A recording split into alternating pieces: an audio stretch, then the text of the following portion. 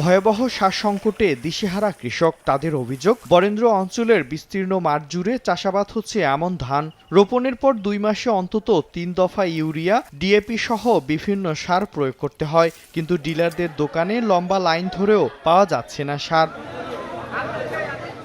সংকটের অজুহাতে ফিরিয়ে দিলেও খোলা বাজারে মিলছে সার।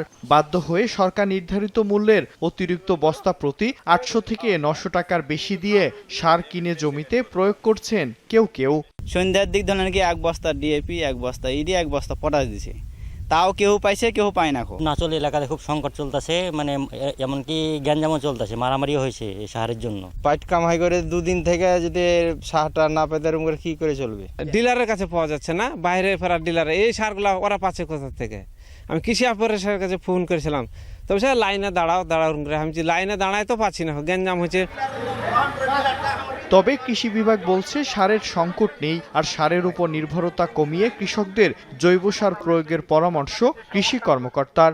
আমরা কড়া মনিটরিং এর মধ্যে রেখেছি উপজেলা পর্যায়ে এবং জেলা পর্যায়ের কর্মকর্তারা সার্বক্ষণিক এটার বিষয়ে আছে। আপনি অবগত আছেন, যেখানে অনিয়ম তৈরি হচ্ছে বা শোনা যাচ্ছে, আমরা সেখানে মোবাইল কোর্ট এর পরিচালনার মাধ্যমে সেগুলোকে দমনের ব্যবস্থা নিচ্ছি। চলতি মৌসুমে জেলায় 53,800 হেক্টর জমিতে আমন ধানের চাষাবাদ হয়েছে। সময় সংবাদ, চাঁপাইনবাবগঞ্জ।